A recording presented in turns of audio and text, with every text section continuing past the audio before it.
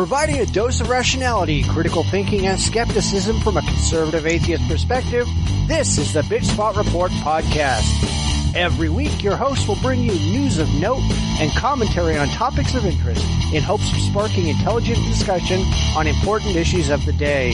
It's not pretty, it's probably not safe for work, but we tell it like it is and offer no quarter to the credulous, the gullible, or the downright stupid. It's not for the easily offended or for the religiously or liberally minded, but it is about 90 minutes of secular conservative entertainment. So let's get right to the show.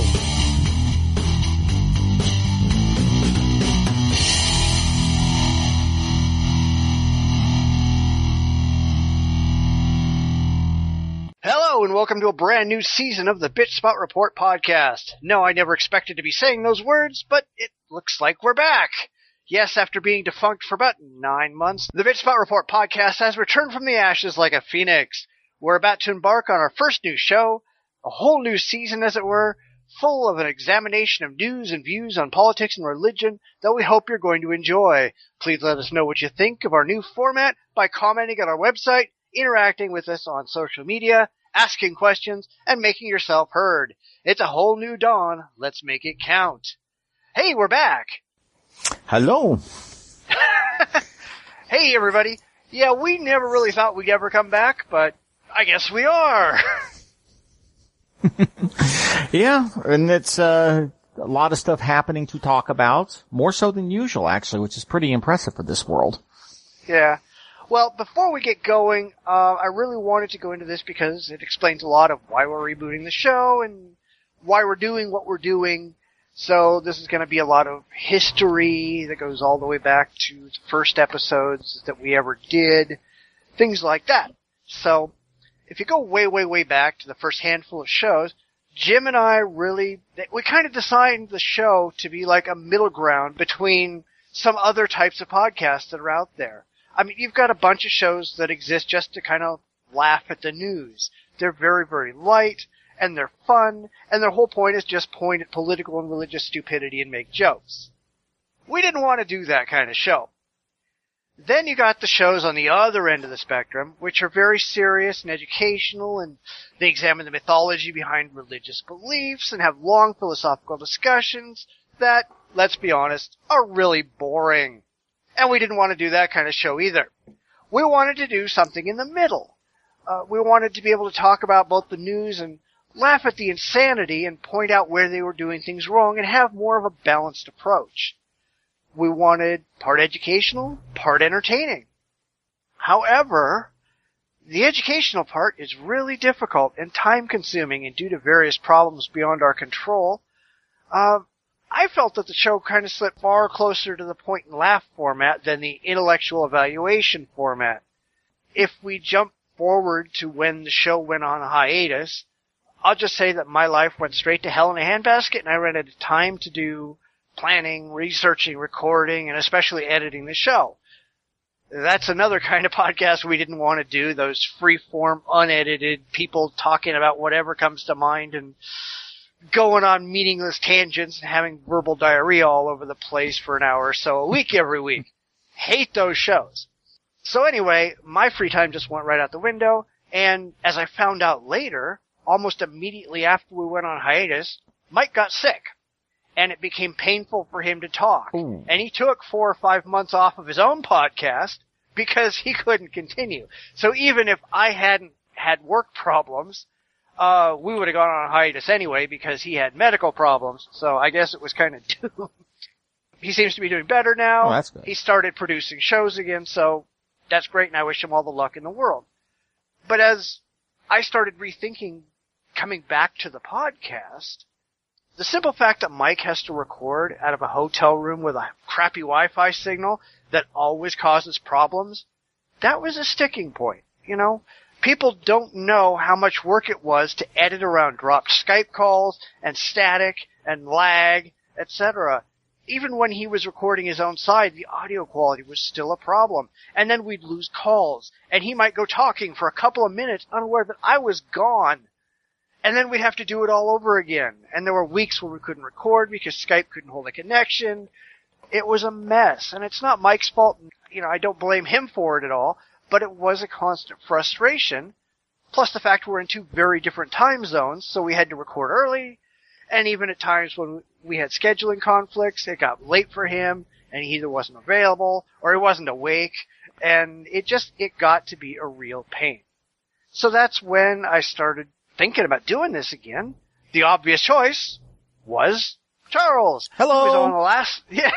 He was on a couple of shows at the very end of the last version. I mean, he's local. We live less than 20 miles apart. We could be recording in the same room if we wanted. We got enough differences in our take on things so we can have some interesting and entertaining discussions, so it's not just an echo chamber. So that's really why we're doing things the way that we're doing things. I mean, it's not that I don't like Mike and want him on the show, but it's just a lot of technical issues that it just didn't make any sense to go back and try to conquer those issues again and have those problems again. So that's why we're doing it this way. Not like we don't like you, Mike. It's because we do. So, onto the format. There are some things we're going to be doing the same, and some things we're going to do differently. We're still going to do the news, but ideally we're going to have 2 religious stories and 2 political stories each week. It kind of keeps us more balanced than before. Some people like the political stuff and not the religious stuff. Some people like the religious stuff and not the political stuff. And this gives us the best of both worlds. In the past, we'd sit there and we'd tell nothing but religious stories and bore the political people, or we'd do nothing but political stories and bore the religious people. And I don't necessarily like that. I want to have a show that's great for everybody. We're also not going to focus on idiot stories. Those stories where we just laugh at the stupidest thing that Ken Ham or Pat Robertson or Gordon Klingenschmidt has to say. Because there's really no point to telling those stories except to point and laugh and call them names. So we're going to go with a new segment called Idiot of the Week, where if somebody qualifies, we can go after them and tear apart their craziness, but we're only going to go after really deserving candidates for whom there's actually a story behind the stupidity. Where it's not just, ha, look at the stupid thing that Pat Robertson said this week, what an idiot, let's go on to the next one. That's no fun for anybody. Personally, I also want to do away with the religious horrors, where we're just pointing out the evils done by religion just to call it evil. I mean, you could use Catholic sex abuse, religious murders, all that kind of stuff. But what's the point of just going, how horrible is this, if there isn't a larger story to explore? I mean, I do enough of that over on the blog for the Religious Horror Show. There's no need to do it here. Yeah. And since people always ask anyway how far ahead I am at the moment, because it's usually ludicrous, I have currently finished writing through the end of September, with a couple of week-long marathons in the middle, and I currently have enough stories archived through the end of March next year. This is ridiculous. And it's bad enough that I have to do them there. I don't want to have to do them here, too. So we're going to try to jump into stories, go deeper, go after the underlying causes, etc., etc., etc., and hopefully be a little bit less fluff and a little bit more substance, I guess. And it's really easy to find a story. I mean, you know, the problem with the Catholic sex abuse wasn't that there was sex abuse. I mean, there's sex abuse anywhere in any sector of the society you care to look at. The problem is that the church and in many cases governments were so complicit in covering it up and minimizing it for so many years. Right. Yeah. And plus the fact, and I don't want to get into it because that's something we just said we're not going to talk about. So let's not do that. So there are new things that are going to be coming up in the show as we go on. We'll kind of try to warn people. If anybody has any suggestions or comments or questions or criticisms or whatever, let us know. We definitely want to do more along the lines of audience participation. We want to have emails. We want to have all kinds of stuff going on with people. We just need people to let their friends know that we're back, because I'm sure we've lost most of our audience, and we'll see kind of where it goes from there. So anything you want to throw in? I think you covered it. I mean, unfortunately, it is really on the internet. You get a lot of, blogs, posts, supposed news stories sometimes that really do just focus on pointing a finger and not giving any real analysis. This is horrible is common. Why is this horrible is a lot less common. I'd like to get more into why and why should we care about it, for one thing.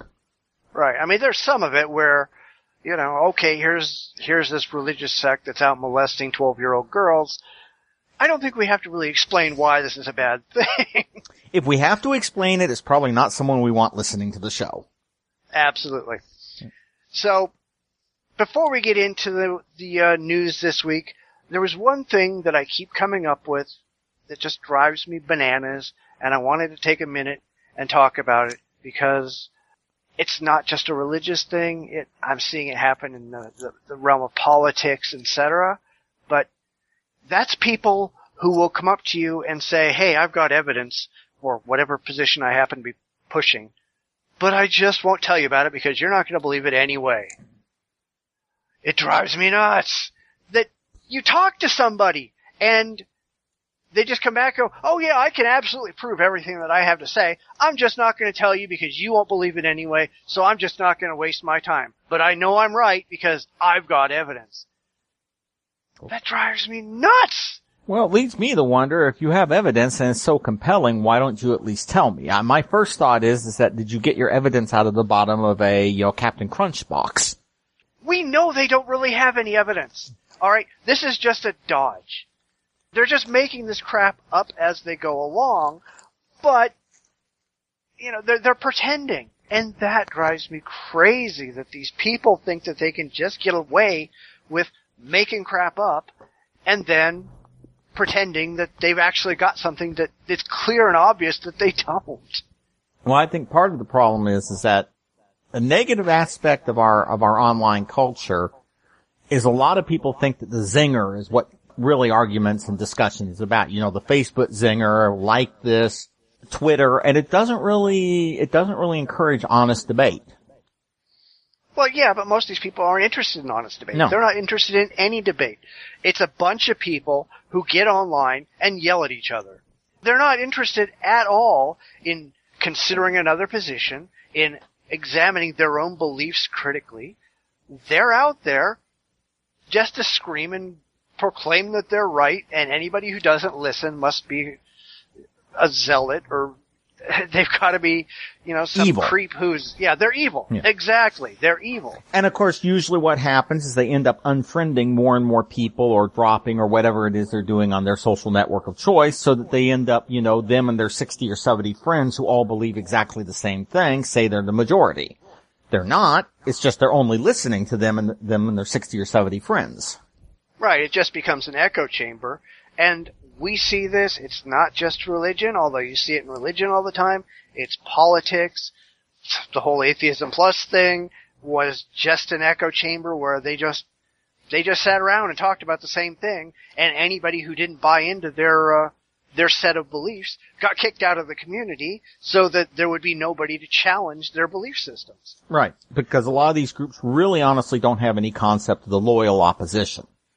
And that is a problem. I mean, there's many good things about the internet. One of the worst things about it, however, is that it makes it so easy just to declare that anybody who doesn't share your agreement has to be outed, and you'll never talk to them again, and you'll never have to worry about them again. Yeah, because if nobody presents an opposing view, it's very easy to pretend that there are no opposing views.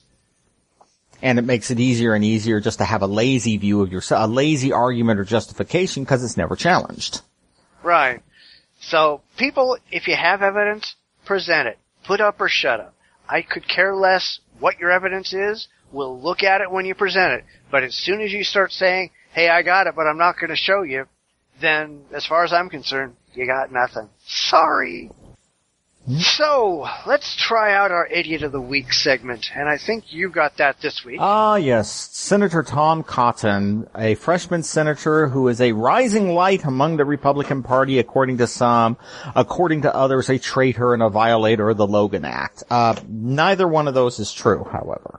Senator Cotton was known for being the writer of the letter to Iran that was from signed by 47 Republican, I believe they're all Republican senators, and sent to Iran basically saying, hey, whatever agreement you make with President Obama, if Congress isn't on board with it, the next president can just exit out with a stroke of a pen.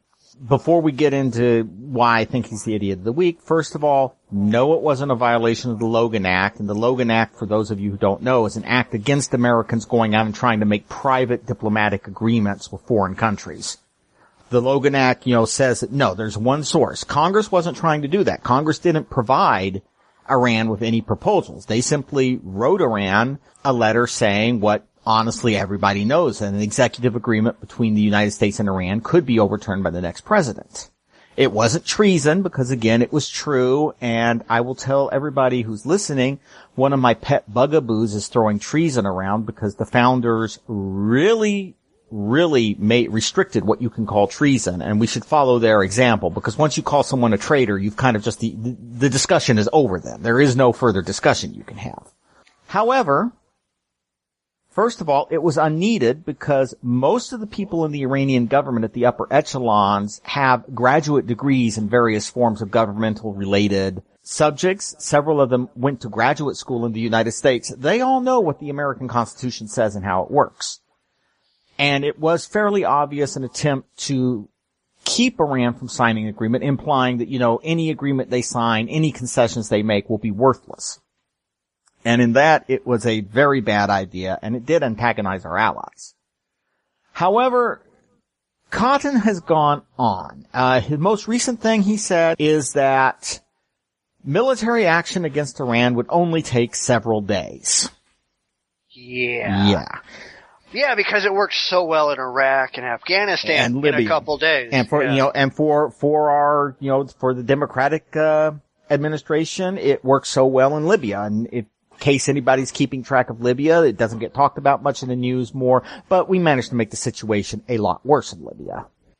The problem is first of all, what he's implying is that we could just go off and bomb Iran. And there are a lot who keep talking about this, and there's two problems with that. First of all, it's nuts. I mean, there is no sign that bombing a country 3 times the size of Iraq that has had decades to prepare would do anything other than, first of all, convince them they need an atomic bomb, so they would immediately start rushing ahead. Secondly, it would blow up the only thing that's kept them from getting an atomic bomb, presuming Iran is trying for one, because even that's not clear yet, which is the sanctions. Russia, China, Europe, if America blew this agreement up and started bombing, sanctions would go away within minutes. We could continue sanctioning Iran, but we never traded. We haven't traded with Iran since the late 1970s in any real way, so our sanctions wouldn't make any difference. Yeah. So the problem, of course, is that sooner or later, if you do that, you're then going to have them saying, well, obviously this did not stop Iran from rushing to the bomb. We now have to invade Iran. And again, a country of 80 million people, most of whom may not like the government, but would dislike the United States invading them a whole lot more. And Iran has a modern military. They have military academies. We are not talking about invading Libya or invading Iraq or invading Afghanistan. It would be a fight between, they'd be outmatched, but it would be a hard fight. That's one of the problems, is that one of the reasons I kind of aimed him at Idiot of the Week is that Cotton is seeking to disrupt negotiations that really are the only option we have. One of his speeches he made is, quote, "But the end of these negotiations isn't an unintended consequence of congressional action. It is very much an intended consequence, a feature, not a bug, so to speak." So he wanted to torpedo the legislation. And the problem with Congress doing this is that they're doing something that they honestly have no endgame for. The Republican Party endgame seems to be, we'll do what we did and what worked so well in Iraq. Which didn't work well in Iraq at all. Right. Because Iraq is not having a good day. And of course, even more importantly, Iran is playing a major role in suppressing ISIS. And this is something that people need to consider, is that if we go to war with Iran, they're certainly not going to be able to suppress ISIS. And Iran is opposed to America for what are pretty pragmatic reasons. They want to be the hegemon in the Middle East. They want to be the top local power in the Middle East. We obviously don't want them to be in that position, but those are pragmatic, legitimate questions of national policy.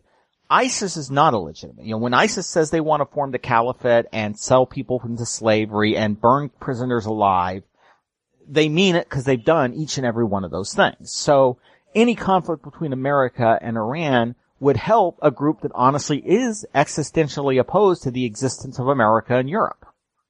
Right, but they don't really care. No. That's kind of the problem. I don't want to say the GOP because it's not all of them, but most of the GOP faithful, these are the people who are convinced that God's going to come and favor our armies and we're going to go in and blow the crap out of things. We're just going to win because God's on our side.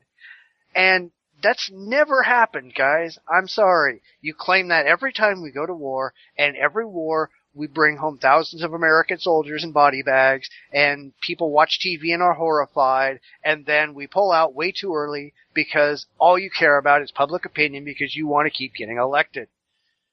Yeah. You people are idiots. And of course, one problem is, especially on they will welcome us with open arms, because we've gotten this. I mean, some Republicans said the Iranian people hate the mullahs, and some of them do, some of them don't. But one problem they miss is that everybody on the planet knows that America, if we ever did go to war with Iran, is not going to war to save the Iranian people. We're going to war to suppress the government from doing something we don't want them to do. Right. So the people are going to see it as an invasion. And unfortunately, you ask them, well, how would Americans react if somebody started bombing us for that reason? And, we'd be pissed. Yeah, we'd be furious. I mean, all you have to do is look at the response to Pearl Harbor. And the problem is that we also have a situation where Cotton and a lot of others like them, they have this image of the Iranians as the mad bomber. And there are some Iranians like that, but on the whole, Iran's government has been defined by fairly pragmatic decisions. They have a fairly pragmatic process of decision making. They're certainly more democratic than Saudi Arabia, Qatar, or Bahrain, all of which are our allies. And we can negotiate with them. They are not going to, as one congressman threatened, nuke America the minute they get a bomb, because even if they got a bomb, that would be national suicide, and Iran is not into national suicide. Yeah, the one thing that I never get, and I know we're going to talk about this a little bit later too, but the one thing that I never get is all these countries that we're trying to stop from getting a bomb, these are not countries who are going to go out and blow the crap out of their enemies. No matter what the crazies in Iran are talking about when they're saying, oh yeah, we're going to push Israel into the sea and all this other crap, they are pragmatic. They know that the second they launch a nuke, every nuclear power on the planet is going to turn them into a glass desert, and that's the end of it. Right. And the reason they want a nuke is to stop us from attacking them. Yeah. Which is a damn good reason. And of course, the reason we don't want them to have a nuke is it does give them more freedom of action. But that doesn't play well on Main Street. Saying we don't want Iran to have a nuke because that means at some point Iran could say, hey, back off, or you may have to trade New York for Tehran. That sounds much more like a nation just saying, hey, back off. And we like to play these are insane, evil people. They're not like us. They don't go to our real churches. We have to stop them regardless of the cost. And of course, there's the Israel thing, because Netanyahu was heavily involved in these actions in Congress. Yeah, well, we'll talk about Netanyahu later. Yeah, but Holy that's shit. The other problem with Cotton, honestly, is that if he were to succeed, of course, again, they have no plan B. They don't know what to do, because the thing they don't want to acknowledge is that the reason Iran came to the negotiating table right now is Obama managed to create a coalition that was really hurting them economically. I mean, you gotta be impressed at what Obama managed to do. He got Russia and China on board with the sanctions. Right. And Russia and China are still on board with sanctions. Congress, and especially right now the faction Cotton leads, really does not like that idea. They don't like the idea of international diplomacy, building up these coalitions, including people who in other areas like the Ukraine are really in conflict with America. But it's necessary. I mean, it really is necessary if you want to get this stuff done. And that's one problem that is really striking a lot of the rest of the world, is Cotton seems to be having the U.S. trying to talk with two voices. And it's really going to probably come to a head in June, because Congress is passing, or is going to attempt to pass, several bills that will give them oversight on any agreement we make with Iran, any final agreement. And if they decide to not back an agreement, that could lead to serious problems. And I mean, before we say anything else, just to address another point, right now, Iran really agreed to roll back a tremendous amount of their infrastructure. Congress, Netanyahu, the opponents say it's not a good agreement because they wanted an agreement that would have Iran agreeing to essentially scrap all of its nuclear infrastructure and research, and that just was never on the table. Right, right. And so as for the comments that Iran could pull a North Korea, well, first of all, the agreement is far more intrusive than the one North Korea got. And this is really honestly a point where I think Obama is smart, because if Iran does break the agreement, then we can go back to the rest of the world, demand really harsh sanctions, arguing they broke their word. You can't trust them now. Now we know we can't trust them. It will play much better than the United States sank the agreement because we just hate Iran and want their government to go away. Join on us with these sanctions. Which is essentially what's true. Yeah. I mean, the funny thing is, when you really look at it, Iran hasn't really they haven't really said, hey, we're just going to ignore what we promised. We're just going to do our own thing. The U.S. has. Mm-hmm. And we don't care. We lie, we cheat, we steal, we break our word, we violate our treaties, we do everything that we want to do because we think we're effing special. It's funny when I have these discussions with people, they're going, oh, we can't possibly let Iran have a nuke because they'll be out there blowing the crap out of everybody. Well, holy shit, guys. Guess what? The only country on the face of the planet that has ever used a nuclear weapon in war is us. We are not playing from the side of the angels here. Right. I'm sorry, we're just not. And of course, one of the problems is that if you come to the pragmatic reason for having nukes, the United States went to war against Libya. Not 2 or 3 years after Libya renounced and did disarm completely, eliminating their weapons of mass destruction programs. One of the problems, if we really want nukes to remain off limits, the pragmatic part of non-proliferation was the idea that having a nuke doesn't make you any safer. But that will not stay true if the United States goes to war against nations that don't have nukes. We are the bully on the beach. We only go to war against people that we can kick sand in the face. Right. We do not fight anybody who can bloody our nose. At all. And this is, I don't blame anybody for wanting a nuke if it's going to keep us off their ass. And although everybody knows who's listened to these previous podcasts, I'm not a fan of the GOP. This is something we can also lay at Obama's feet, because our attacks on Libya were not motivated by a danger to America's security. They were not motivated by an immediate danger to any of Libya's neighbors. They were, we now know, motivated by a ton of flat-out lies about what was going on there. So it was as close to an aggressive conflict as you get. And I'm sorry, calling it peacekeeping does not make it not war. Yeah. And this is a case where both parties have proven very willing to make use of extra congressional, I would call it extra legal force, if they can dress it up in the proper colors. And that, unfortunately, has the impact of having a lot of nations, and, not just your usual suspects, because I could look at Brazil, I could think of several nations that are democratic, are not ideologically opposed to us, but might one day come into conflict with the United States for quite different reasons, that could argue, do we really want to be in a position where the world's largest by far military has no downside to going to war with us? And, exactly. And the answer to that is that you have to make a military that does not go to war for people unless our vital interests are truly, truly at stake. Yeah, I mean, if it really is something that's either against our close-held interests, and I don't buy half the crap that they're saying, oh, it's against our interests. No, it's not. It's, it's like Bush going into Iraq going, oh, well, they were responsible for 9/11. No, they weren't. They just, Saddam tried to kill your daddy, and this is a fucking revenge. Let's not play that game, all right? Let's not pretend. I think a good thing to look at, since you brought out the time we used nuclear weapons, is that World War II was an example of America being incredibly reluctant to get involved. Even as late as Korea. I mean, Korea was a case where the United States had a coalition. We worked on it through the UN, because the Russians didn't bother to show up to veto. But it was a case in both conflicts where there was real reluctance to get involved, and when we did get involved, it was with a full understanding that this is a very serious thing. And of course, today we don't have that. I mean, drones have saved lives on both sides, but they've made it terribly easy to see a war as just a video game. Right, right. Well, I mean, I saw a story within the last couple of days where you've got kids in these Middle Eastern countries that are terrified to go outside during the day because of the drones. Because if it's a blue sky out there, there's drones out there killing people. And they live for gray sky days because those are the days the drones don't fly. Right. This is not what we in the United States are supposed to be doing with this planet.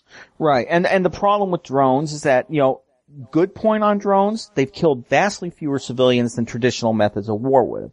Bad point, it's made it much easier for a president or, I think drones operations right now are divided between the CIA and the Air Force, at least strategic ones. I don't know, if the Marines have their own drones, but it makes it easier to make the decision to launch. And even if you don't kill a lot of people, it is a little bit like sniper. I mean, knowing that there's a sniper out there shooting for you, even if he kills vastly fewer people than artillery, has a vastly greater effect on everybody, like those children. Well, plus the fact that we now have a government that is perfectly fine with using drones over American soil. Mm-hmm. And I'm sorry, but that's a violation of the goddamn Constitution, and they don't care. Well, the problem is with using surveillance drones is that all the way back, I think in the 60s, I cannot remember when the case was decided, but the Supreme Court said if a helicopter flies over your house and sees something, there's no expectation of privacy. And then a little bit later on, I think they made some decisions involving thermographic cameras, but one of the problems is that as technology has increased, our rights of privacy have increasingly shrunk because it's becoming easier and easier to use stuff that is technically not infringing, but does produce a situation where you feel like your privacy is being infringed.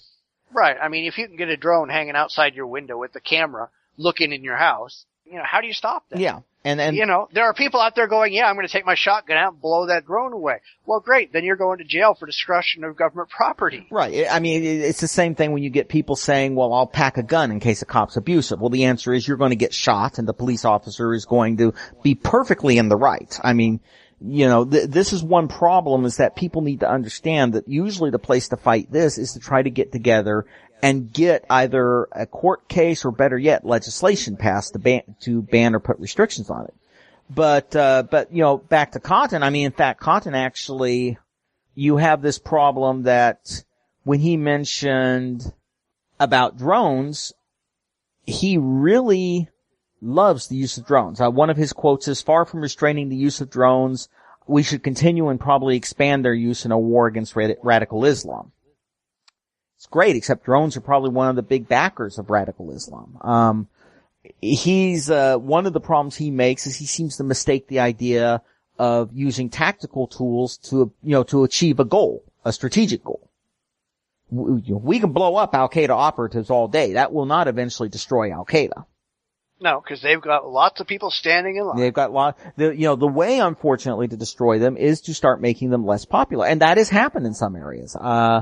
Right now, our support of the anti-ISIS coalition in Iraq is probably making a fair number of friends, largely because ISIS is the unfunny version of Cobra Commander. But regardless, engaging in actions where America is seen as a promoter of rights rather than just dropping bombs on people is the best way to discredit and eventually, reduce groups like Al-Qaeda. Yeah, but we're not interested in their rights. That's the problem. That is, we're interested in our interests and fuck everybody else. And this is a problem. I mean, for instance, right now, Qatar, just recently decided they wanted to get into the Guinness Book of World Records. America's a big supporter of Qatar, but Qatar has, honest to God, slave labor in their country.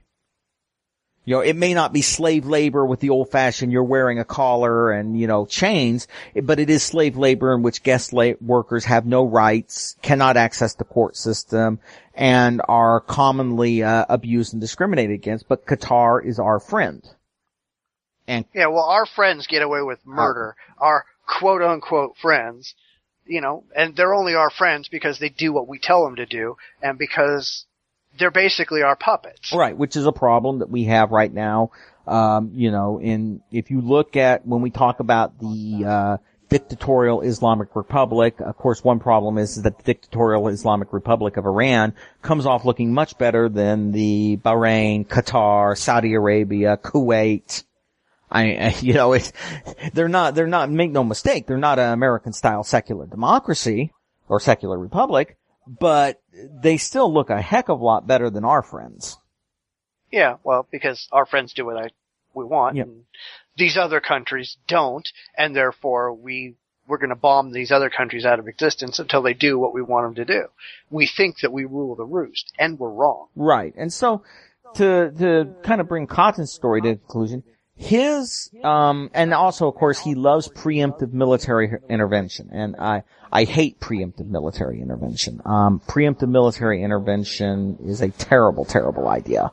90% of the time it's unnecessary. It's actually a war. I mean, we have to be honest, it qualifies as a crime against peace, and we hung people for that at Nuremberg. Yeah, but I bet you if it had been us doing it instead of the Nazis, we wouldn't have gotten hung. We probably, we did do a fair amount of stuff, especially not this group. It is one of these things where, you can argue that it's morally wrong, and also we can argue that pragmatically it ends up with us sitting around with no allies. And, that increases the probability of a bad outcome. But the problems that he's going to have is when June comes up, really, presuming Iran does not do anything stupid, and they've got their hardliners too. So there is the possibility these could blow up from the Iranian side.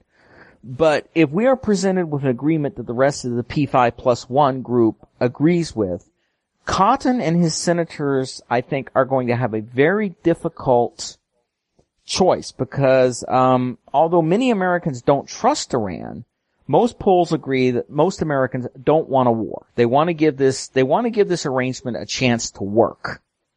So if Congress does do something to blow it up and it can be tried to Congress, they may pay a price for it in the 2016 elections. And let's face it, this is all really a lot of what this is positioning themselves to argue that they will be the people you want in the White House in 2016.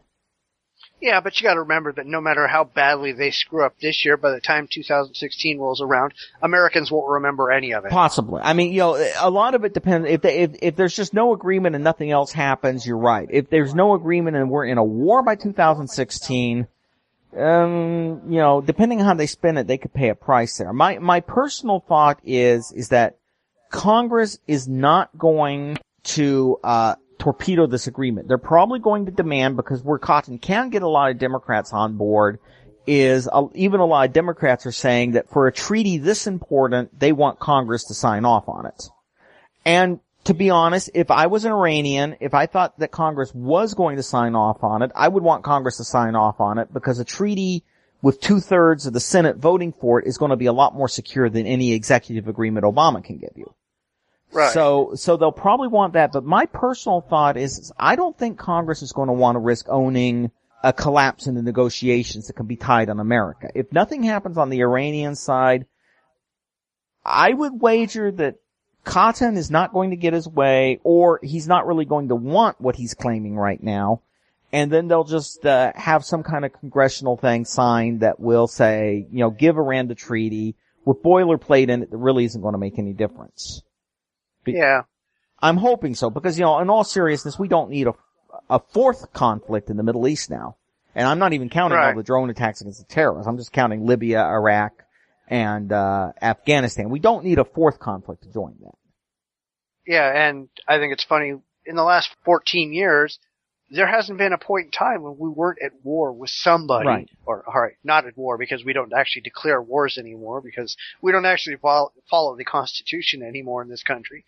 We just have, military actions and peacekeeping and all this other bullshit. No, we're declaring war on people. We're just not going through Congress, let's be honest. Yeah, well, I mean, and, that was most apparent in Libya, because again, like I said, there was no threat to the United States in Libya. You couldn't even argue it was covered by the authorization for military force they got after 9/11, because Libya's conflict was completely and totally an internal conflict. And, right. and that was on Obama. That was really pretty much completely on Obama. And that was something that was quite disappointing for somebody who had played such a role in saying, I'm not going to do the same thing Bush did. But he did that a lot. He's proven himself to be completely worthless. Well, it's just an unfortunate case of if anyone wants a lesson why it's a bad idea to let a precedent be set, it's this, you let the precedent be set and every president from that point on is going to use it. Right, exactly. All right, well, let's go ahead and do some news. And now the news. Matt McLaughlin, a lawyer from Huntington Beach, California, has proposed a new ballot initiative called the Sodomite Suppression Act, where he demands that anyone who has had gay sex or has had gay male sex, he doesn't seem to care about lesbians, be put to death by bullets to the head or by any other convenient method. He also demands that anyone found guilty of disseminating what he calls sodomistic propaganda to anyone under the age of 18 be fined $1 million, be imprisoned for up to 10 years, and or be expelled from the state of California for life. How he actually plans to do any of this is completely beyond me. And this is one of the stories where you go, okay, this guy's an idiot. But he's not alone, and that's the problem. I'll have to say a couple of things. First of all, anyone in a foreign country who right now is wondering why America is going to collapse needs to understand something about the California law. $200 and a form gets you on our initiative list. So anyone worried that this may actually become law, don't be worried. Yeah, it was funny. I mean, Kamala Harris, who's our Attorney General, she was looking for all kinds of ways to refuse to put this out there and let people, gather signatures and all that. She couldn't find a reason, so she has to allow it by law. But to think that he's going to get as many signatures as is required to put it on a ballot, I'm hoping he can't, but then again, Prop 8 passed. Yeah. So, Although, to be honest, Prop 8 passed, but everyone who thinks about this bill, first of all, just to reassure anybody, assuming that alien space bats took over the brain of the California voters and this thing passed, it would be obliterated so quickly. I mean, there is no world in which this is constitutional under either the California Constitution, the American Constitution. So, it's an example of a law that just on its face could not ever be considered constitutional. So, I don't think that it's ever going to pass because even the people who think about it know that it's not going to pass. And it's not going to be enforceable. I think, some people have wondered if maybe this gentleman is simply a troll. We see them on the internet and, $200 isn't a lot of money and he certainly's gotten his 15 minutes of fame out of this. Yeah, well, I mean, he wants the law to go into effect immediately and not be able to be revoked by anyone who is a sodomite or has any sodomistic tendencies, meaning the only people who are allowed to rule on this in the courts are people who agree with him. And of course, I hate to say it, I'm going to be a little crass, but when we think of how many people who have come out against the evil of homosexuality, and then about 6 months later you find that embarrassing story about them and the pool boy, I'm not exactly certain how we're going to define sodomistic tendencies. It could be quite the interesting, questionnaire that you're handing out to people. But, as I said, I'm halfway thinking this fellow's just either trolling us or bringing up the fact that there is no way to keep even a crazy law off of the California initiative process. Yeah. And again, for a lot of people, they need to understand that for the original writers of the initiatives process, that was not a bug. That was a feature. The whole point of the initiative process was that they were worried about large corporations hijacking California's, system, so they wanted a way where you could get just about anything you wanted in front of the people if you could get enough votes. There have been proposals in the past to vet any initiatives to see if they will pass constitutional muster, but those have always failed on the fact that, the courts can't rule on hypotheticals, so in most cases, not this one, but in most cases, you cannot generally say something is absolutely, obviously unconstitutional on its face. Yeah. Well, this guy also wants no sodomites to hold public office in California. Well, how the hell? How is anybody going to know? I mean, the funny thing is he never mentions homosexuals at all. Only sodomites. So he's apparently unaware that anal sex is widely practiced among heterosexuals too. So he's taking a massive chunk out of the pool of potential politicians by putting this out there. And what's he gonna do? Put cameras in the bedrooms of every politician to make sure they're not putting something in the wrong hole? Yeah. What the fuck? And it really gets to an odd thing because, to be serious, there are people out there who are utterly and oddly terrified of homosexuals. I mean, it rises to a level of, there's this belief, I guess that, like The Stand, they're catching. You see this happening again and again and again when, to be honest, in the history of America, homosexuals have been far more sinned against than sinning. Right, but these are people, and if you read the text of his initiative, it's full of God bother talk. We're doing this because God has all the power and we can't sin against God, yada, yada, yada. That's what this whole thing is about. This is not about, and that's why I don't think he's a troll. I think he's doing this because he's serious. Seriously loony, or he's a serious Looney Tune, but he's serious. He wants your rank and file citizen to be able to go out and gun down anybody they think is guilty of sodomy. You can just put a bullet in somebody's head, claim that they were guilty, and then the state, under this thing, has to pay all your legal fees when you defend yourself against murder. Yeah, and it's just, now of course there's some people who are taking a little bit, we have a change.org petition out here, which is a bad idea. They want him to be disbarred because of his, actions. Yeah, I put that in the show notes, so anybody who wants to go vote on it can. And they're doing it under the law that states that all lawyers actually have to follow ethical rules. Right. And this guy clearly, ethics is not this guy's friend. Ethics is not his friend. However, you can make also an argument that being that he is stating something that is political speech, horribly stupid political speech, I don't know if the California Bar Association would want to try to disbar him. In all truthfulness, if he's this crazy in day-to-day life, what you may see is the Bar Association giving closer scrutiny to what he does. Well, nobody even knows if this guy's actually a practicing right. lawyer. I mean, and he could just have a degree and be, roofing houses. Right. We just don't know. And if he's doing that, then, disbarment, that most bar associations tend to be a little, worried about disbarment. They try to find something where you did something in a courtroom. I'm certain that the gentleman will never have to worry about whether or not he should refuse the business of a gay, lesbian, bisexual, or transgendered individual, because you would have to be a blooming idiot to hire this fellow. Well, anybody who hired this guy would have to be a blooming idiot, yeah. Yeah, and anyone out here, if he's a criminal defense attorney, I would point out to you guys, do you really want a jury which, by law, cannot be discriminated against on terms of their sexual orientation to see your defense attorney sitting there as the guy that wants them murdered? Just a heads up for anyone thinking of committing a crime in the state of California and may need a good choice of lawyer. Yeah, he's not it. No. And this is really something that is, on the one hand, I will say that whatever the cause, people need to understand that, yeah, there are people like this. I don't know if he seriously believes it, but there are people out there in the world who seriously, honestly, wouldn't mind murdering gay or other, gay, bisexual, lesbian, transgendered individuals. They seriously would not care about murdering them. They might very well do so, except the fact the state is sitting there saying, oh yeah, you do that, you're going to go to prison.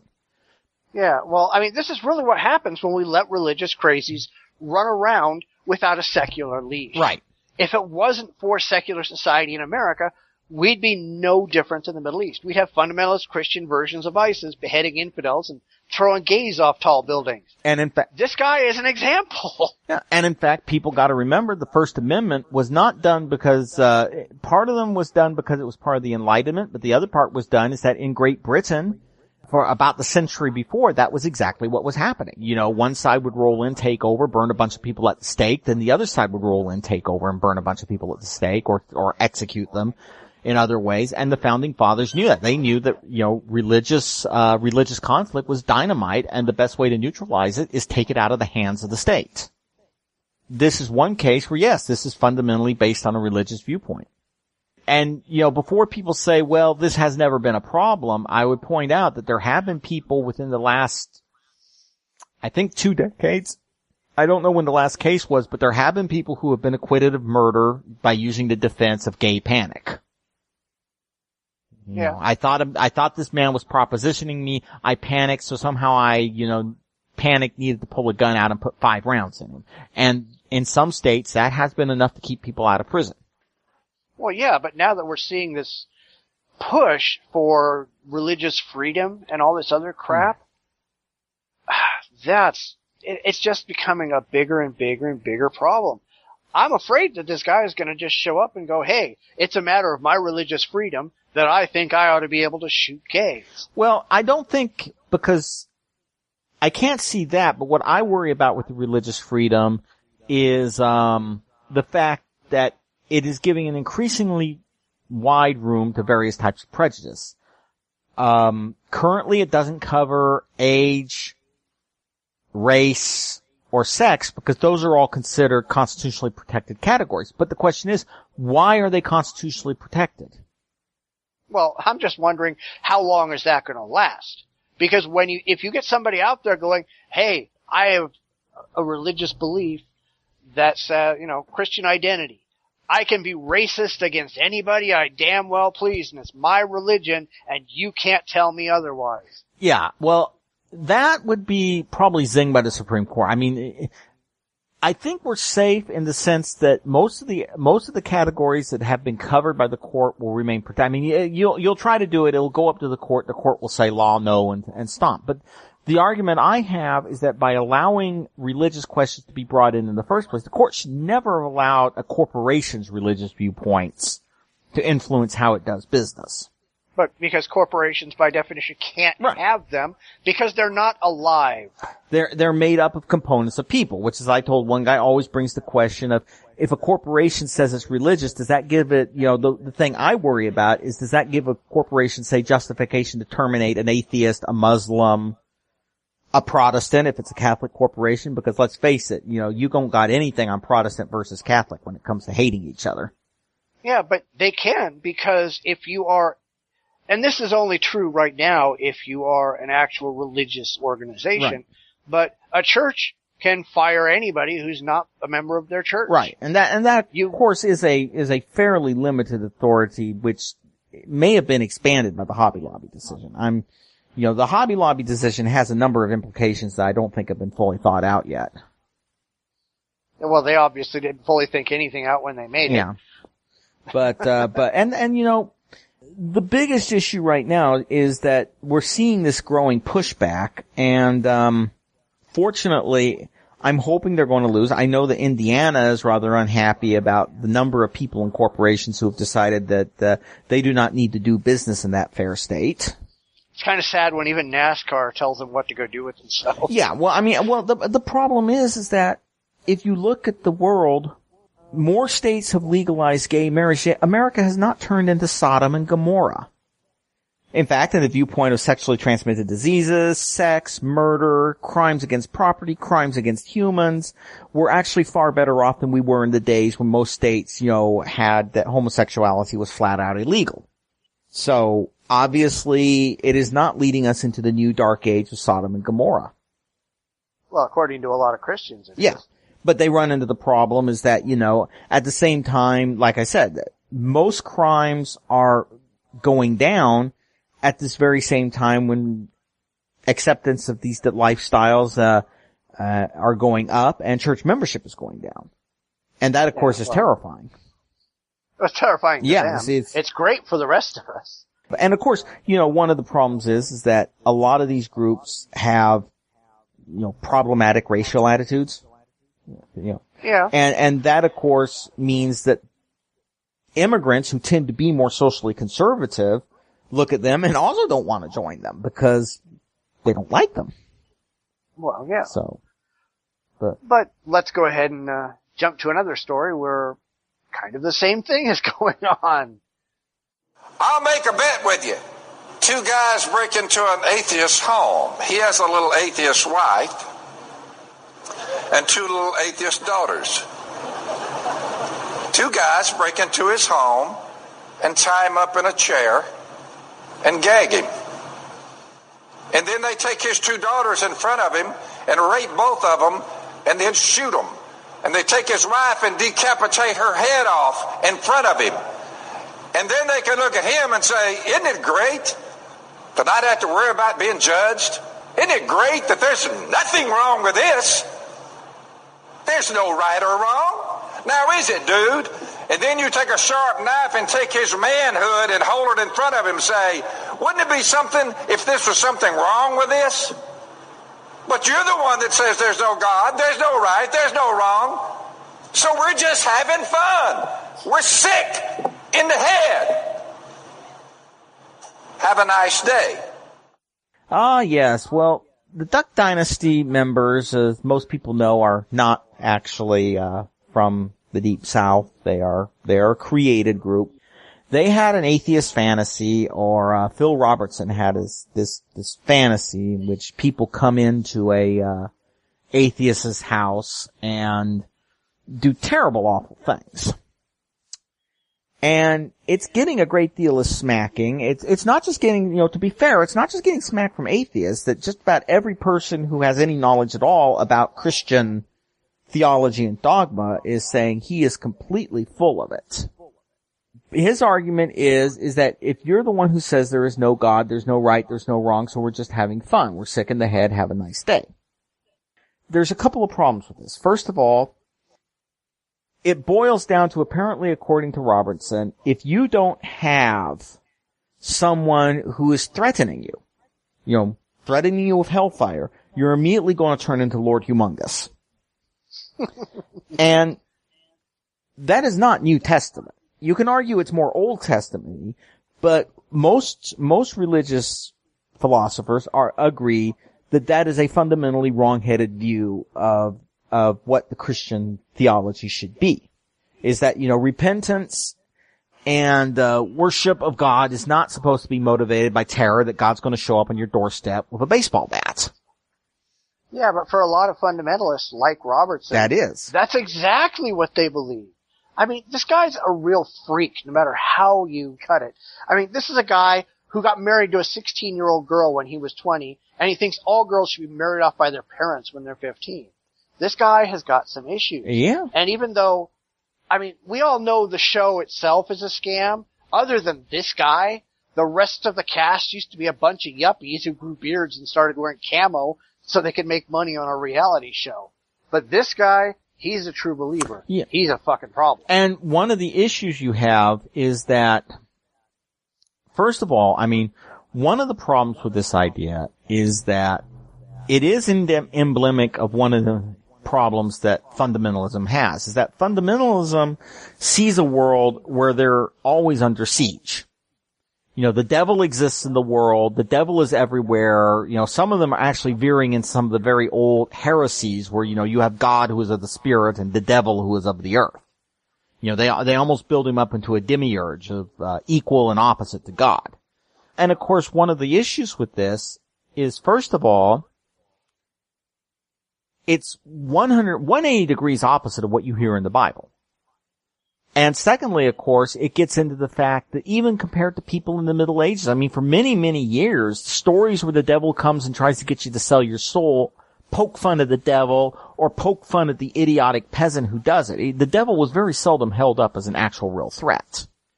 These people are creating a world in which the devil's always at the door. You almost hear about the devil more than you do God.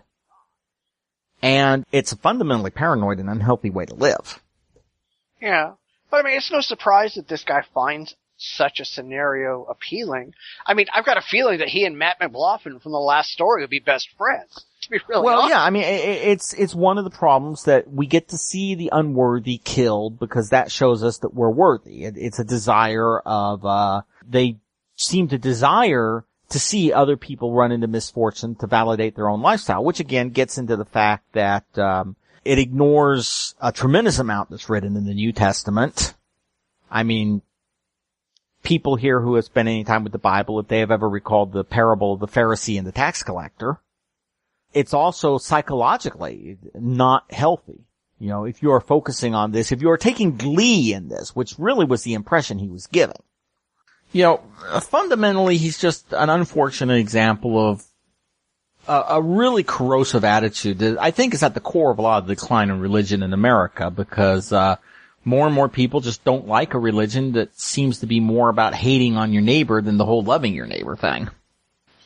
Yeah, well, I mean, as we talked about before, as the more moderate people, as the people who aren't just batshit insane like this guy, as they leave these fundamentalist religions, all you're left is concentrated stupid. And that's really where people like Robertson and all the other people that we're not going to point and laugh at, they're coming from. They're all that's remaining after the intelligent people have decided this is too crazy for them. And it also plays into their narrative of being always threatened by the outside world. They make themselves threatened by the outside world. Yeah, well, because their entire faith is based around them being discriminated against. They want to make sure that everybody is catering to them, and when they're not in charge, then holy shit, it's discriminatory, and everybody's out to get them, and they get to play the whole paranoia card again. And I mean, it's really kind of silly. These people are afraid of atheists, they're afraid of gays, they're afraid of Muslims, they're afraid of everybody, they're afraid of women, I don't know of anything that they're not really afraid of, and that's kind of the problem. And, of course, one of the amusing things is that when they say we want to be in power in the United States, you know, the whole dominionist thing, is that one thing I've occasionally pointed out to them is, yes, you know, there's going to be somebody who's in power in the United States, and everybody's going to swear him by this belief system.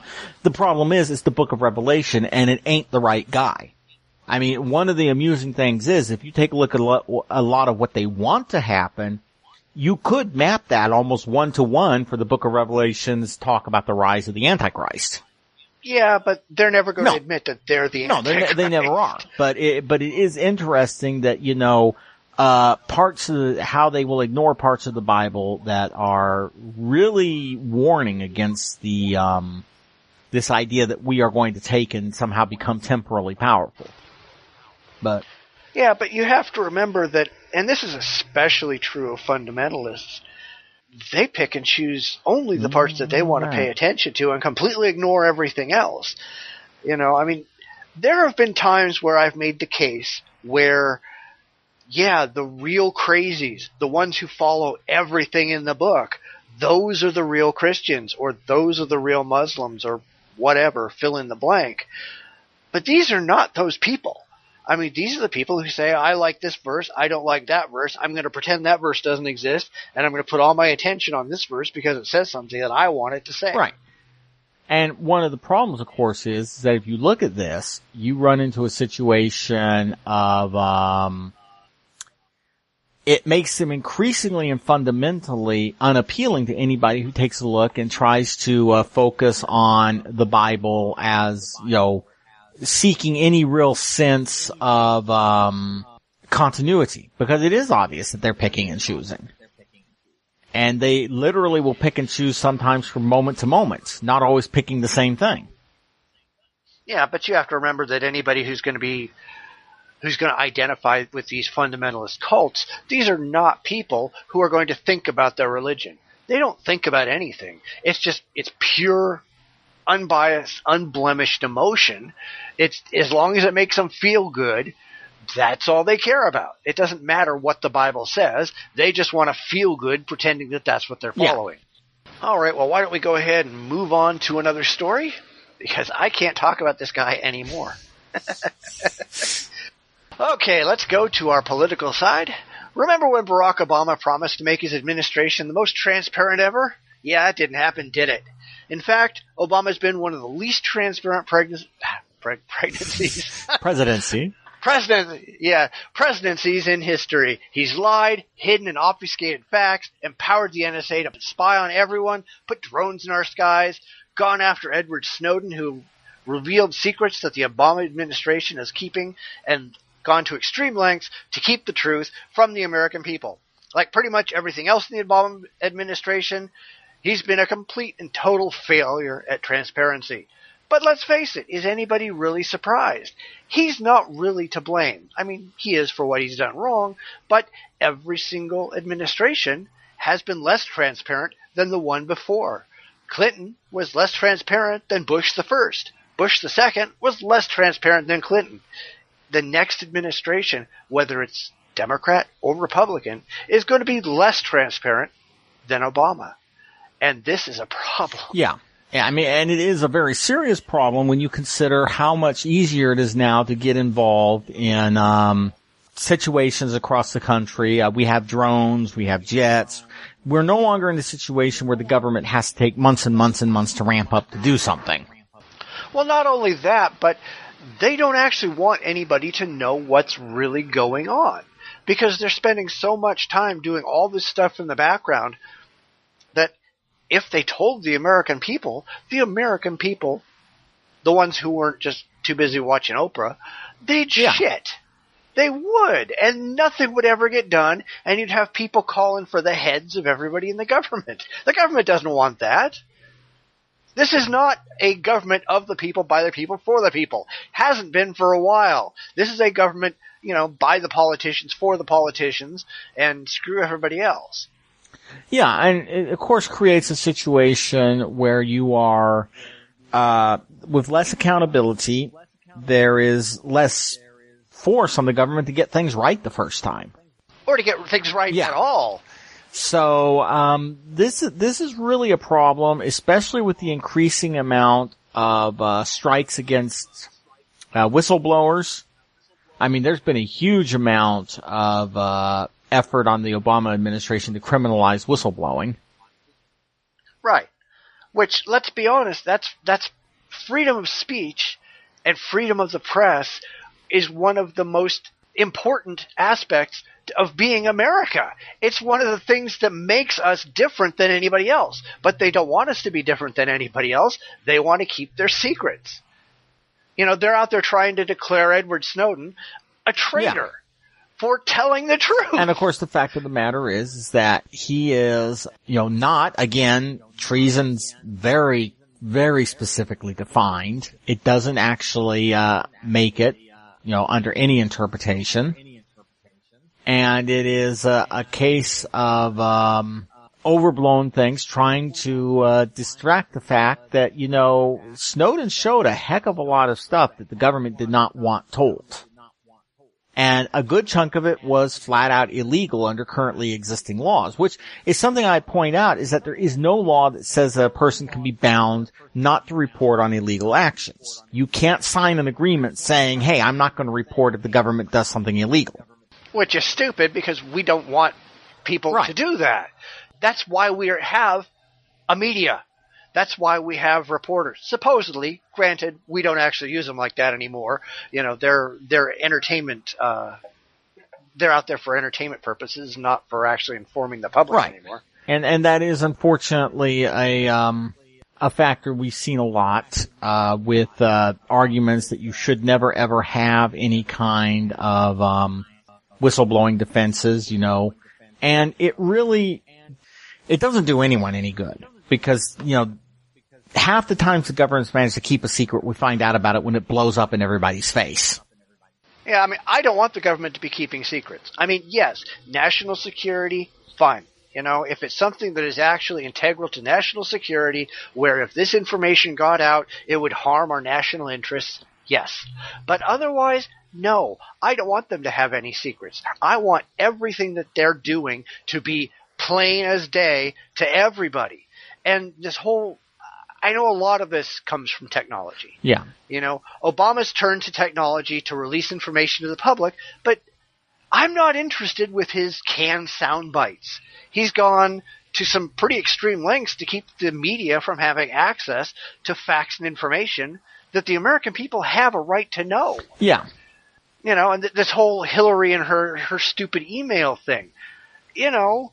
She's got to learn that email never goes away, and if the fact that she hasn't figured that crap out yet pretty much invalidates her to become president as far as I'm concerned. Well, one of the problems that you have is if you are talking about, some of the things Obama's done. Like, for instance, when you said the, needs to be a direct link to national security, the problem is that the government, it started with it started before the Bushes, but the fact of the matter is that today, just about everything gets declared as being a vital part of national security. Yeah, well, because they figured out that just attaching national security to it gave them a good reason to all lie. Of a sudden you find out that anything is now considered national security. So obviously we can prohibit you from talking about anything, which is really a bad idea. Because half the time what we heard about national security, let's take the biggest example that we have. The Pentagon Papers. That was told everybody how that was a violation of national security, a tremendous explosion. But then we find out, of course, in the Pentagon Papers that Vietnam isn't working. The government's known it isn't working for quite some time. Right. They just don't want to admit that to the American public because the American public wasn't happy with Vietnam anyway. But even more recently, all the crap with Snowden and the NSA, all of this stuff where it's just, hey, we're going to tell you the things that the government are doing wrong. The government doesn't want anybody to know that they're doing anything wrong. But guys, there's a very simple solution to this. Stop doing things wrong. But that's not how they play anymore. Yeah, it is unfortunate because it creates a situation in which, when they say, why don't people trust the government? Because the government hasn't earned that trust. And not only has it not earned the trust, it's completely ruined that trust. And it's getting worse and worse and worse with each successive administration. And it probably won't stop. Seriously, it's probably not going to stop because neither party has any motivation to do that. Because each party has made use of the precedent set by the party before, and neither party has any dog in this fight. They say they do. What they really mean is that they say that we really want to embarrass the guy who's currently in the White House, but they're not going to do anything to dramatically reduce the power of the presidency to conceal information. Right, and that's really the problem is we don't need presidents or entire administrations who are out there trying to hide things. We need these people to be acting in the best interests of the American people. They're not. They haven't been for a long time. They probably never will again until we have a revolution and throw all the idiots out and start over, which is probably not a bad idea, but, it's a mess all around. And it's going to get worse. It's going to get worse before it gets better. Because the American people are just stupid and lazy. That's sad. Anyway, you want to get to the last political story? Let's move on to that one. Last political story was, we talked about Scott Walker wanting to break the Iran nuclear deal. So why don't we go down to Netanyahu? This gets into a problem we're having with Israel. When Netanyahu was running for election, everybody needs to know he didn't think he was going to win. So the last several days before the election, he pulled out all the stops, and they were some pretty ugly stops. And one of those stops was shooting down the two-state solution, which he has recently said, no, I really didn't shoot down the two-state solution. Pay no attention to what I was saying. And this causes a problem because, for one thing, there is no peace process right now. Let's be honest, there is no peace process right now, and now there's not going to be one as long as Netanyahu's in charge. Because why listen to him? He lies. He lies a lot. First, he's for the peace process. Now there is never going to be a peace process. Now, I won my election, so we can go back to the peace process.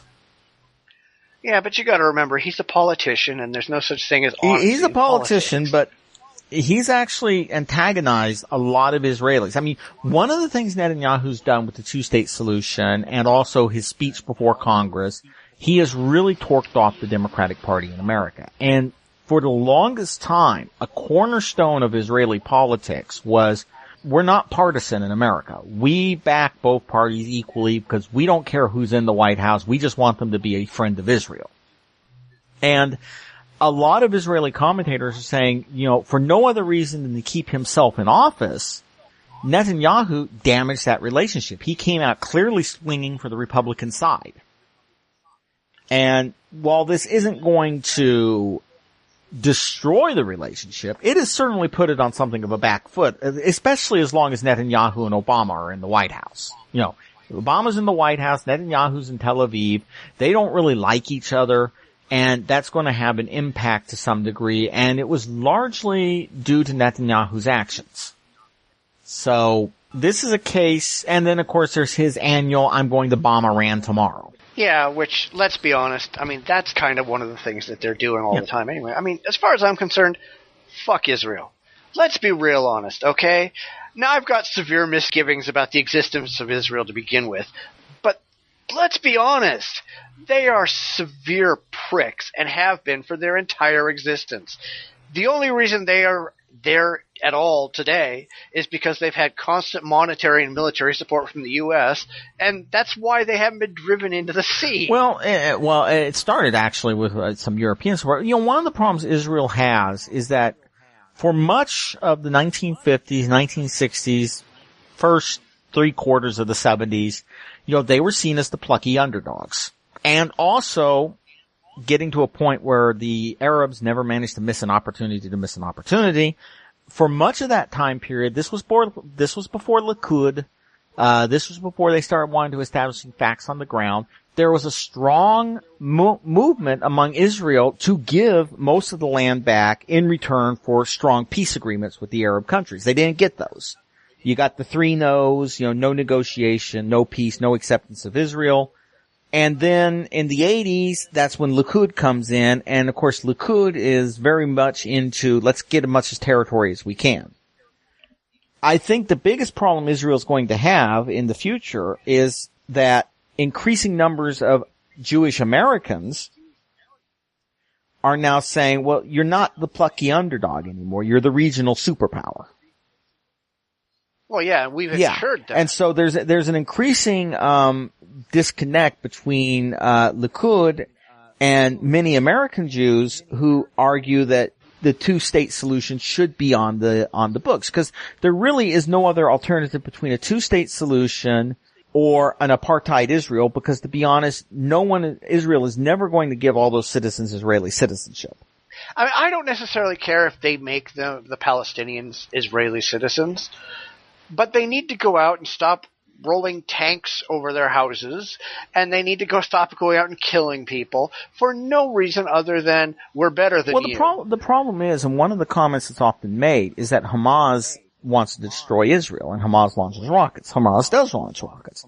But the big problem I have right now with the Israeli situation is that the Palestinian Authority, which, you know, for those of you who aren't up on it, Hamas essentially controls Gaza, the Palestinian Authority controls the West Bank. The Palestinian Authority has not launched rockets, and in fact, in some degrees, security cooperation between the PA and Israel has been pretty good. More than a few people in the West Bank who tried to attack Israel were arrested by the Palestinian Authority and turned over to the Israelis. The problem is that the Palestinian Authority has got nothing for this cooperation. Israel continues to expand settlements. They continue to take increasingly large parts of the West Bank under what's called security zones where Palestinians can't go. And of course, you know, Hamas launches rockets. Yes, Israel attacks them, but then they negotiate with Hamas, which is sending the absolutely wrong lesson. You know, the only ones they should be negotiating with is the Palestinian Authority to show people that, hey, if you are not shooting at us, you get results, you get bennies for that. And this, of course, is the most fundamentally poisonous part of the relationship, which is the settlements. And it needs to be said that there are a fairly large chunk of Israelis, including many soldiers in the Israeli Defense Force, who do not like the settlers. The problem with the settlements, of course, it makes the implication, because, you know, if you're an American, remember we had settlers out for the American Indians, and we all remember how it played out for the American Indians. Which is not well, you know, oh yeah, we're going to give you a reservation in Death Valley because there's absolutely nothing there that we think we want. If we do want it, we'll take that away from you and give you a reservation, I don't know, in Compton or somewhere. But fundamentally, the settlements have turned the whole thing into a mess where every year you get more settlements, less room, more room turns into places the Israelis say we cannot possibly give this back because we have settlements here, and it makes it look like negotiation's a chump game. Yeah, and if they froze the settlements, that would turn the occupation into we're here until we're confident you're not going to shoot at us when we leave. The minute you aren't shooting at us, we're out of here, which would change the entire complexion. But Netanyahu does not want that. Well, no, because he wants to control all of it. You know, he wants Israel to be an expansionistic nation in an area where everybody around you hates your guts because you're a bunch of dicks. Well, and the problem is that if you do expand, the biggest issue is what do you do with the Palestinians? The longer you keep them in there, because unfortunately, when people say, well, the Palestinians can have a state but not a sovereign state, it doesn't work that way. California is not sovereign, which is why we're citizens of the United States, which is sovereign. You can't say, we're going to stuff you in here, let you kind of have a little bit of authority, but whenever it gets tight, we go to an Israeli judge, and that's the decision that sticks. That's why annexation usually comes with making everybody a citizen. So the longer Israel does that, the harder it's going to be to say we're a liberal Western democracy. And that's the problem we're facing with Europe. Yeah, because as long as they're going to be treating them like second-class citizens, which is exactly what they do, they're never going to have peace. Because eventually these people are going to get pissed off. And even if they're not shooting rockets at them now, there's going to come a time when they're going to have to fight for their independence, just like America did when we were fighting for our independence from... And beyond that, you get the problem is that what happens when Israeli Arabs start increasing their numbers? Now, the demographic challenge is not as bad as some people say it is. The numbers are not that bad. But the fact of the matter is that if Netanyahu, as he passed the law defining Israel as a Jewish state, what happens when your Arab Israeli minority starts to edge up towards a majority? This personally, my biggest problem with Israel is not that they were put in there because things were different back then, but fundamentally it's dangerous to have a state that is defined based on ethnic or religious identity, because ethnic and religious identity changes. Yeah, and here you have an entire nation which is based entirely on that. And that makes the increase of an Arab minority an existential threat to Israel. But yet you can't expel them, not and be seen as anything like a liberal Western democracy. And of course, we know that there are factions in the Israeli voting bloc that don't want to be seen as a liberal Western democracy. You got the Natalie Bennett, they're outlawed, but they still have the old Koch party of Meir Kahane. So you're in a situation where they should look at these issues right now. Because I think the biggest tragedy of Netanyahu is right now is the time when Israel can make hard decisions, because there is no other counterbalancing power to the United States. All the nations around them are in disarray. Israel is by far the strongest local power. This is the time when they can honestly make a safe agreement to try to neuter these things. Because if it looks like there is a serious agreement coming down the line, let's say that they free settlements in the West Bank and start to roll back settlements in the West Bank, just hypothetically. All of a sudden, the people shooting rockets at them from Gaza become the lunatics that are keeping the Israelis around, because they've proven we want to leave. But as long as they expand the settlements, and the settlements are really one of the big gorillas in the room, Hamas can say, we're fighting because the Israelis will eventually take all of the land. And so the settlers are practically an advertising budget for Hamas. Yeah, I don't know. I mean, it's a mess over there, and Netanyahu's not helping. And, part of this problem, it's always dangerous to think about this as just, in binary in terms of Israel, America, and other foreign countries. A lot of the problem is that Israel's parliament, the Knesset, is notoriously unstable. They're not even certain. In fact, right now, one of the thoughts is that Netanyahu may be pivoting to the center because he wants to grab a few of the center parties into a coalition, because he doesn't want to have to take some of the real Looney Tunes right religious parties.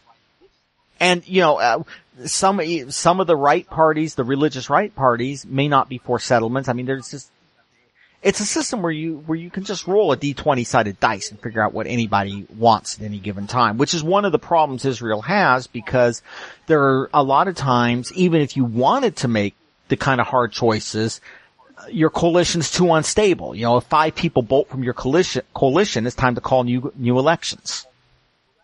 And, But he definitely did not make any friends in the White House. And truthfully, I think that it's going to be a long time before any successor to Netanyahu does the same thing, because he did pick up a lot of hostility in Israel. I mean, the main reason I think he won is that there's not a lot, the other parties really weren't able to match him or come up with a compelling narrative to replace him.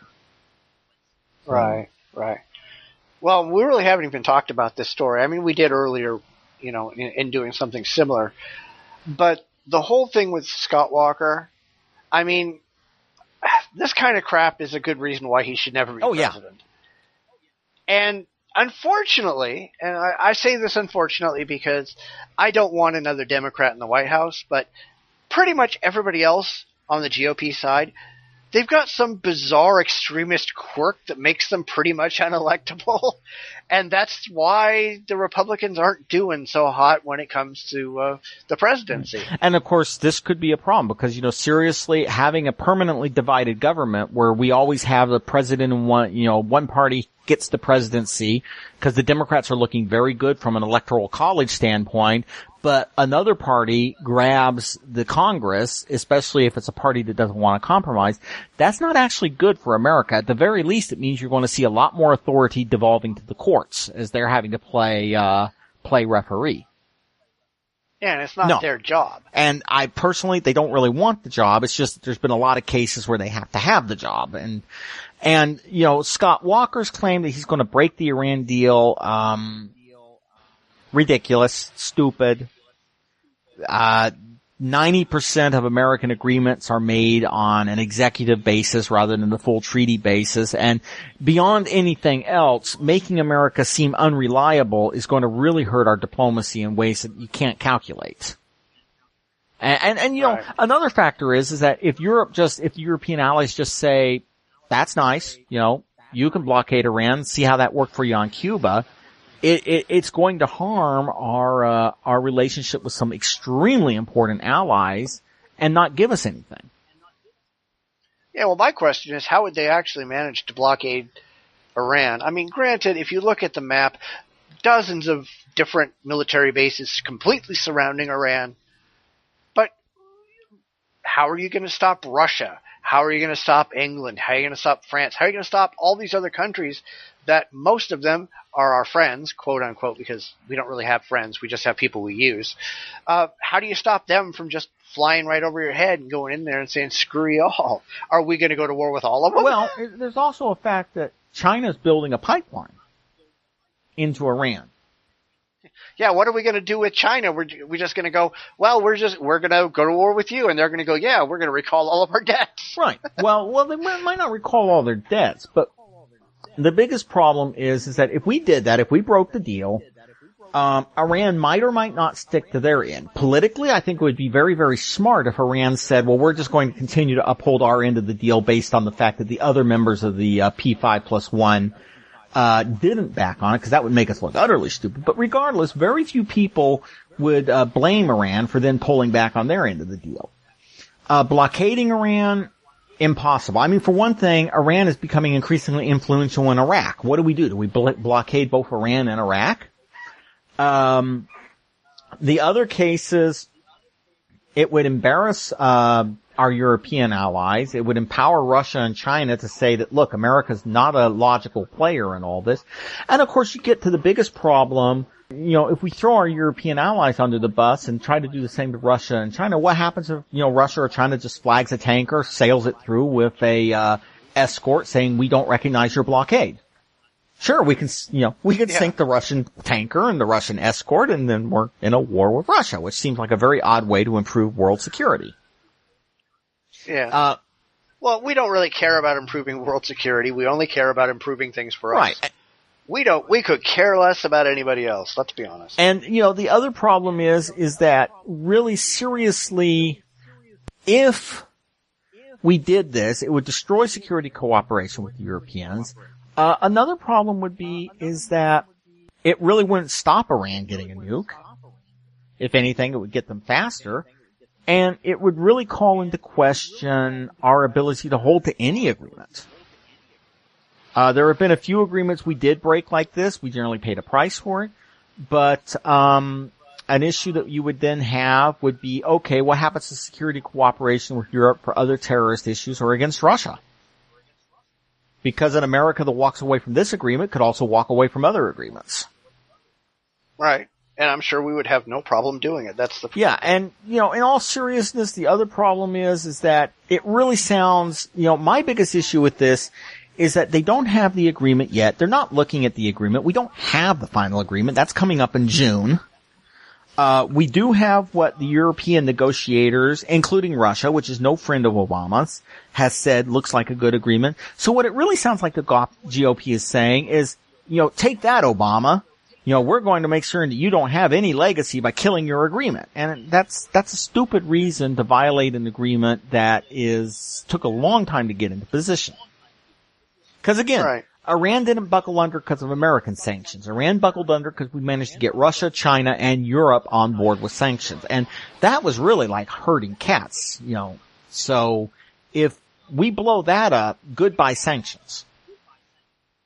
Yeah, but unfortunately, as we know, neither political party is out there to do the best for America. They're doing the best for themselves and their power base, and they don't give a shit if the whole country goes under, really. Right. And you know what?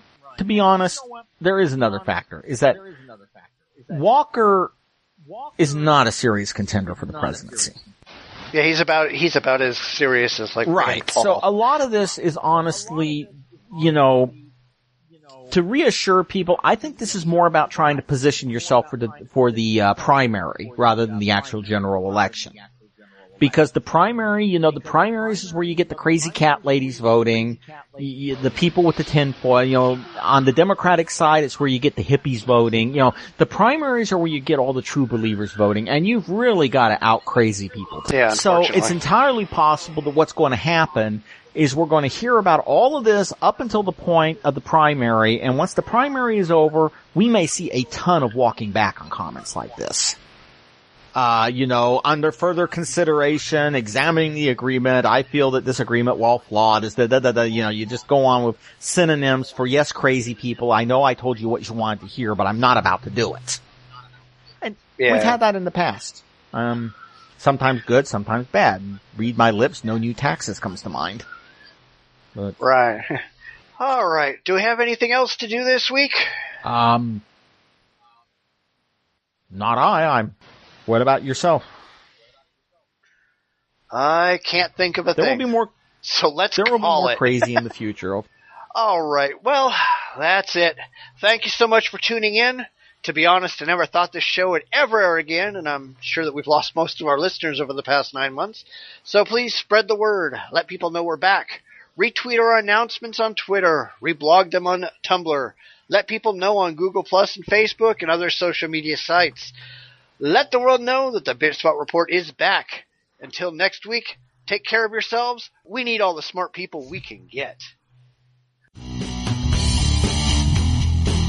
Thank you for listening to another episode of the Bitchspot Report Podcast. We invite listeners to interact with the show by commenting on our website at report.jdragononline.com. We can also be found on most social media sites, including Facebook, Google+, Tumblr, and Twitter. You can also listen on iTunes, Stitcher Radio, and Player FM, as well as on the aforementioned website. New episodes post every Friday at 9 a.m. Pacific. Those interested in being on the air, please visit our website. All instructions are there. We appreciate our listeners and supporters. We couldn't do this without